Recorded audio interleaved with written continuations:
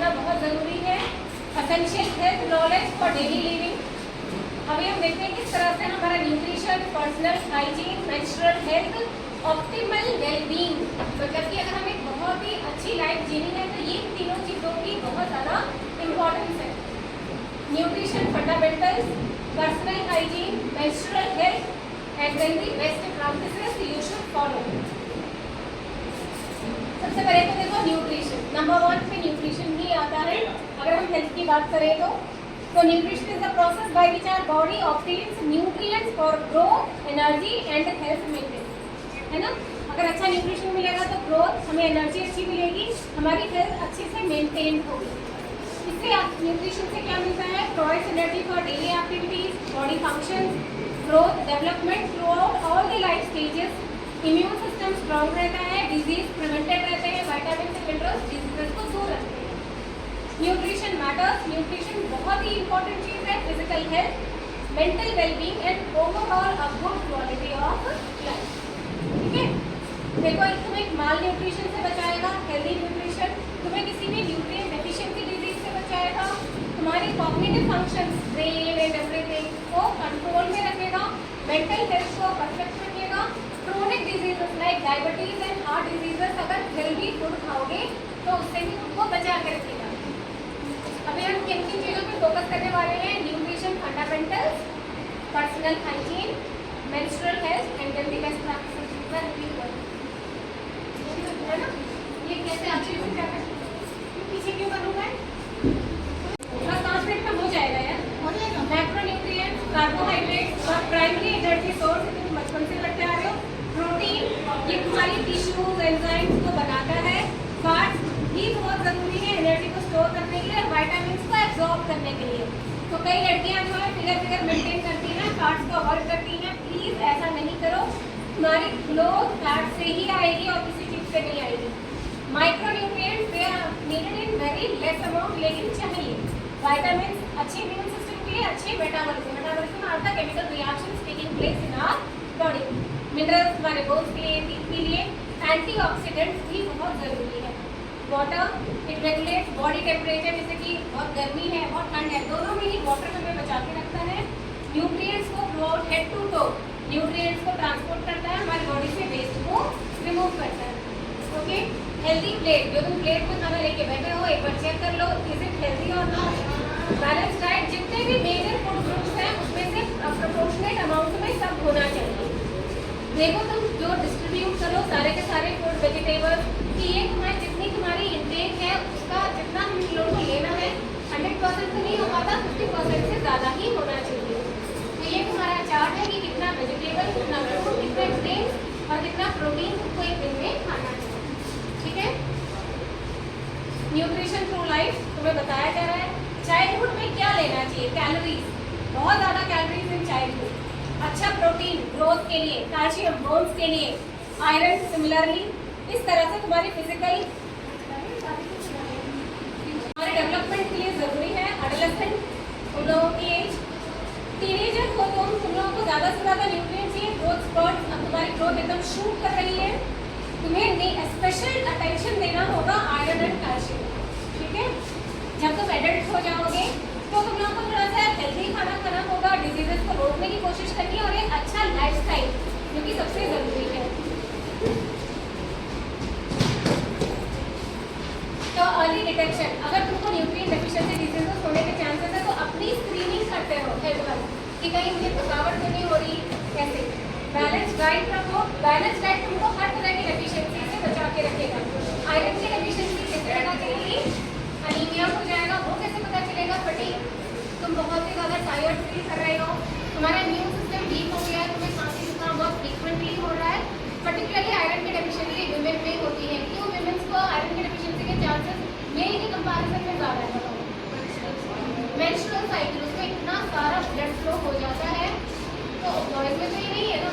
हम लोगों का इतना ब्लड फ्लो हो जाता है 3-4 दिन तक हमारा ब्लड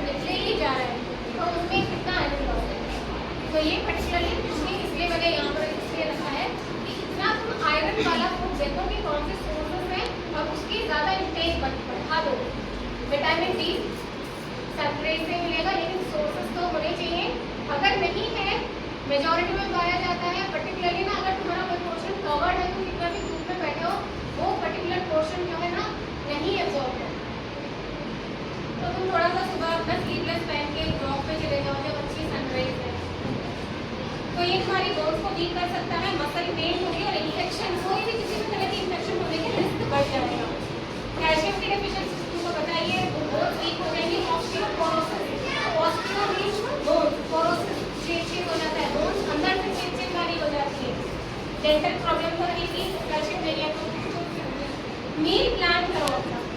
तो बैलेंस डाइट में मील मैं आप पहले से सोचोगे, इस टाइम पर ये खाना है, इस टाइम पर ये खाना है, regular timing, consistently proper time पर खाना खाओ, स्टे हाइड्रेटेड, भाई पानी पीते रहना है through out the day, portion control करो, कितना पोर्शन किस चीज़ का है, ऐसा नहीं कि एक चीज़ तुमने बहुत ज़्यादा ले लिया दूसरी चीज़ कम है।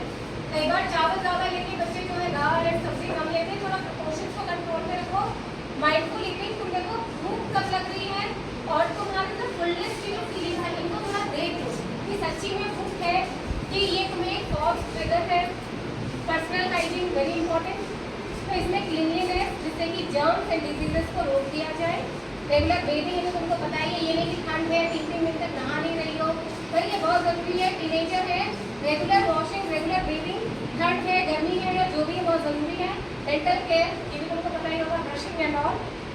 क्लीन क्लोथिंग, कपड़े साफ सुथरे पहनो, पर्टिकुलरली तुम्हें पता होगा जो तुम्हारा जेनिटल वाला एरिया है साफ सुथरा होना चाहिए, और तुम्हारी बेडिंग भी जिसमें तुम सोते हो वो भी साफ सुथरा होना चाहिए, तब तुम स्किन इन्फेक्शन एंड मतलब फॉल ऑर्डर से बच सकते हो।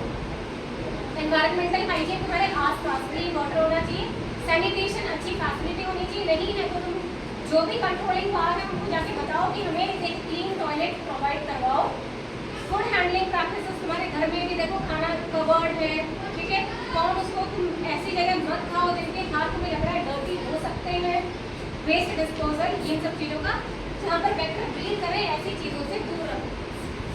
बॉडी हाइजीन मैंने बता दिया था, ब्रीदिंग जरूरी है डर्ट एंड स्वेट को निकालने के लिए, बैक्टीरिया भी रिमूव हो जाता है रेगुलर ब्रीदिंग से, ठीक है।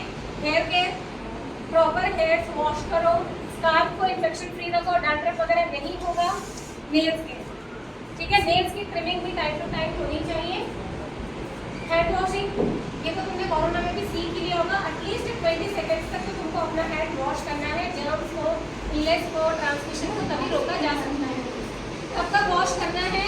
खाना खाने से पहले, वॉशरूम यूज करने के बाद में, स्टफिंग के बाद में, किसी एनिमल को टच किया है तो उसके बाद में, कोई गार्बेज को हैंडल किया है तो उसके बाद में 5 मिनट्स के बाद। अभी देखो यहाँ पे डेंटल केयर तो तुमको बताइए, तो ब्रश ट्वाइस डेली, जो भी कुछ अगर क्लास वगैरह है, अगर तुम बहुत ही कंट्रोल करो तो वो हील भी धीरे धीरे हो जाता है। डेंटल चेकअप्स करवाओ। इम्पॉर्टेंट शुगरी फूड, जो तुम चॉकलेट वगैरह खाते हो वो स्टिकी होकर बैठ जाता है, और शुगरी ड्रिंक्स वो अवॉइड करो अगर तुम्हें टीथ हेल्दी चाहिए तो। फिर ये बहुत ही ज़रूरी टॉपिक था तुम लोगों के लिए, मेंस्ट्रुएशन है क्या, ये तो तुमको पता है, natural monthly process 3 to 7 days का होता है। नॉर्मल साइकिल 21 से 35 डेज के बीच में आ जाती है। हार्मोनल चेंजेस है, नेचुरल है, ठीक है, और इंडिविजुअल वेरिएशन है, किसी को ज़्यादा फ्लो होता है, किसी का कम, किसी का मॉडरेट। फिजिकल चेंजेस क्या क्या होते हैं, तो देखो जब भी मेंस्ट्रुएशन हो रही होती है तो क्रैम्पिंग है, डिस्कम्फर्ट है, हमें अच्छा नहीं लगता है, मूड चेंज हो जाता है, झगड़े भी कर सकते हैं, हम डिप्रेशन में भी जा सकते हैं, हम लो फील भी कर सकते हैं, ठीक है, ये बताइएगा। ब्लॉटिंग स्टमक में। नेक्स्ट है safe and healthy menstrual practices, क्या करना है, क्लीन एब्जॉर्बेंट मटेरियल यूज करना है, 4 to 6 आवर्स में क्लीन करना है अपने एरिया को। प्रॉपर डिस्पोजल, जिस भी चीज़ को तुमने यूज़ किया उसको डेजिग्नेटेड वेस्ट कंटेनर्स में डिस्पोज करना है। सैनिटरी पैड अच्छे वाले यूज़ करने हैं, 4 to 6 आवर्स में उसको रिप्लेस कर देना है। अभी तो ये भी कुछ नया आ गया है, menstrual cups, reusable silicon cups है, इनको 12 आवर्स में एम्प्टी कर देना है। टैम्पॉन्स भी कुछ है, इसको 4 to 8 आवर्स में इसको हटा देना है। मेंस्ट्रुएशन के टाइम पे न्यूट्रिशन, मैंने तुम्हें पहले बोल दिया था कि ब्लड लॉस हेवी होता है, आयरन रिच फूड लोगे, ठीक है, कैल्शियम और मैग्नीशियम जिससे तुमको क्रैम्पिंग और मसल टेंशन ना हो। कार्बोहाइड्रेट भी अच्छा लोगे, इससे मूड को स्टेबलाइज करता है, जिससे तुम्हारी पढ़ाई का नुकसान ना हो, तुम्हारे एनर्जी लेवल को भी अच्छा रखता है। हाइड्रेशन, वाटर लॉस है, एडिक्वेटली वाटर पियो, ब्लोटिंग में हेल्प करेगा, कई बार बहुत पेट में दर्द होता है, ब्लोटिंग इश्यूज होते हैं, हर्बल टी जैसे कि कैमोमाइल जो भी है इसको लो, मेंस्ट्रुअल डिस्कम्फर्ट में ही हेल्प करता है। रेगुलर फिजिकल एक्टिविटी थोड़ी माइंड वगैरह कर सकते हो। कुछ मिथ है that is connected to menstruation सबसे पहले कि कुछ पर्टिकुलर फूड है, अचार मम्मी नहीं खाने देती है, नहीं है अभी मेंस्ट्रुएशन में अचार नहीं खाओगे, ऐसा कुछ नहीं है। अब कोई फूड पर्टिकुलर फूड को अवॉइड करने की कोई ज़रूरत नहीं होती है। एक्सरसाइज में कि अगर विमेन है नहीं करेगी, तुम देखो ओलंपिक्स में जितनी भी लेडीज स्विमिंग कर रही है या एथलीट है या जो भी है, हाई जंप लॉन्ग जंप कर रही है, कई को उस समय मेंस्ट्रुएशन हो रही होती है, उनके पीरियड्स चल रहे होते हैं, वो मना नहीं करती कि आज मेरे पीरियड्स हैं, आज मैं लॉन्ग जंप या हाई जंप नहीं करूँगी, वो करती है क्योंकि उन्होंने 4 साल उसकी प्रैक्टिस की होती है। एक पीरियड उनको एक अवार्ड से रोक नहीं सकता, तो तुम कैसे पीछे हट जाते हो, है ना। एक्टिविटी में कि विमेन इम्प्योर है, अभी भी वो मतलब कि क्या टापू सा बना हुआ है कि मेंस्ट्रुएशन के टाइम पर मंदिर में नहीं जाने देते हैं, पूजा नहीं करने देते हैं, कुछ तो कई गाँव में उसको टच भी नहीं करते हैं कि इसके पीरियड्स हो रहे हैं। ये तो पीरियड तो एक डर्टी नहीं है, इट्स समथिंग हमारे बॉडी अंदर से क्लीन हो गई है, जो एक कोटिंग हो गई थी उसको रिमूव करके भी फ्रेश कोटिंग आएगी, समथिंग जो कि हमारी बॉडी को क्लीन कर रही है। तो अगर तुम्हारा न्यूट्रिशन अच्छा है, हाइजीन अच्छा है, तो 80% हमारी हेल्थ अपने आप ही इम्प्रूव हो जाएगी, ठीक है। तो डेली रूटीन अच्छे रखो, nutrition, hygiene, self care, self love, अपने आप से खुद से प्यार करो, खुद को तो धोखा नहीं दोगे ना, किसी दूसरे को तो तुम धोखा दे सकते हो, लेकिन खुद को तो धोखा नहीं दोगे। Self love is most important, खुद से प्यार करो और खुद से ही करते रहना। फिर उसके बाद में ये एजुकेशन एंड अवेयरनेस तुम्हें खुद भी होनी चाहिए, थोड़ा कम्युनिटी हेल्थ आसपास मम्मी को, दादी को, पापा को, इन सबको भी बताना है कि हेल्दी की सेज में क्या करना चाहिए। रेगुलर मॉनिटरिंग मैंने तुमको बोल ही दिया था, प्रोफेशनल से मिलते रहो अगर तुमको ऐसा लग रहा है कि मुझे कोई इशू है और मुझे डॉक्टर से मिलना बहुत ज़रूरी है। हेल्थ केयर प्रोवाइडर्स हैं, डॉक्टर्स हैं, नर्स हैं, न्यूट्रिशनिस्ट हैं, कई बार आजकल तो लोग न्यूट्रिशनिस्ट रखते हैं। एजुकेशनल मटेरियल्स भी तुमको बहुत सारी मिल जाएंगी, पहले तो लोग जर्नल्स मैगजीन से पढ़ते थे, अब तो इंटरनेट पे सब मिलता है। कम्युनिटी कुछ ऐसे ग्रुप्स ज्वाइन कर सकते हो, बड़े बड़े लोग ज्वाइन करके रखते हैं, ठीक है।